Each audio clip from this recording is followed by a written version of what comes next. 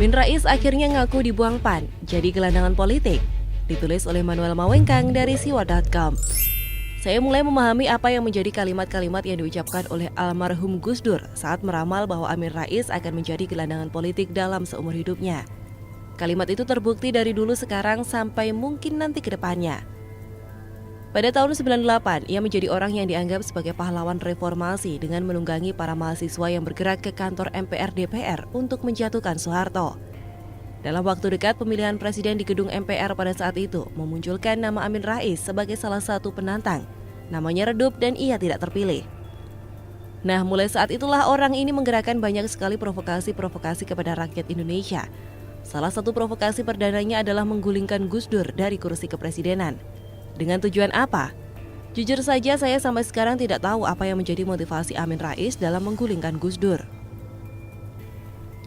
Jadi kalau mau dikata, Amin Rais ini memang sukanya mengguling-gulingkan orang lain dan hanya dia dan Tuhan yang tahu motivasinya. Saya khawatir bahwa jika orang ini terus-menerus eksis di dunia politik sampai sekarang, Indonesia tidak pernah akan baik-baik saja.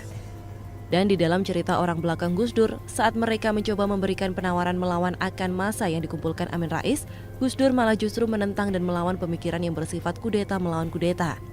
Bahkan ia mengatakan bahwa jabatan di dunia ini tidak sepenting yang para pembelanya pikirkan. Bahkan Gus Dur mengeluarkan sebuah kalimat legend. Sudahlah, tenang saja. Biarkan dia bermain.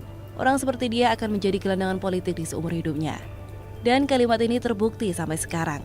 Saya melihat bahwa Gus Dur ini adalah seorang visioner yang bisa melihat jauh ke depan, bahkan sampai era setelah dirinya tidak ada. Gus Dur meramalkan tokoh bernama Amin Rais yang dicap sebagai Sengkuni ini sebagai gelandangan politik.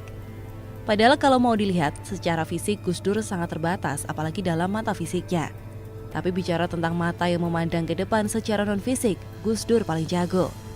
Ramalan yang ia katakan hampir bisa disejajarkan dengan ramalan Jayabaya dan Wangsit Siliwangi yang menyatakan bahwa kepemimpinan itu ada di atas pemuda yang berdiri di atas kepala banteng. Ramalan ratusan tahun silam yang menjadi kenyataan di saat ini oleh kepemimpinan Joko Widodo. Kembali lagi ke Sengkuni Amin Rais yang sekarang sudah dibuang oleh PAN. Kita tahu bersama bahwa Partai Amanat Nasional adalah partai yang dibuat langsung oleh Amin Rais pasca kerusuhan Mei 98, yakni di era reformasi. Partai ini memiliki nama yang cukup menggetarkan hati, yakni Amanat Nasional. Dan partai ini berdiri dengan gagah pada saat 98 sampai kesudahannya ketika mereka mengkompromikan diri dan menjatuhkan diri di dalam politik identitas dan keagamaan. Amin Rais tidak bisa mengendalikan partai politik sekaligus menjabat sebagai ketua umum ormas agama. Dan di dalam dirinya ia secara bias menggunakan kekuasaan politiknya untuk bermain agama dan juga menggunakan jabatan agamanya untuk bermain politik. Disinilah awal mula kejatuhan dari Partai Amanat Nasional. Ini bukan lagi menjadi partai yang menjalankan amanat nasional, yakni menjalankan amanat Amin Rais.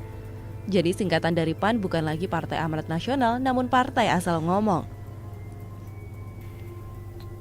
Mengangkat besannya yakni Zulkifli Hasan menjadi ketua umum merupakan sebuah pertaruhan dirinya yang begitu konyol. Mengapa saya katakan konyol?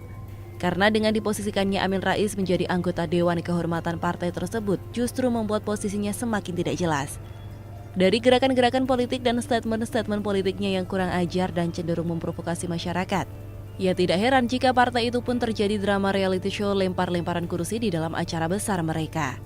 Saya melihat bahwa akhir dari Partai Amanat Nasional ini masih panjang.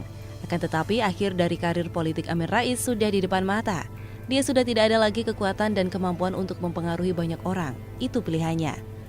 Di hidup sisanya dia malah menjatuhkan diri ke dalam penipuan-puan yang dibuat oleh Ratna Sarumpait pada saat itu.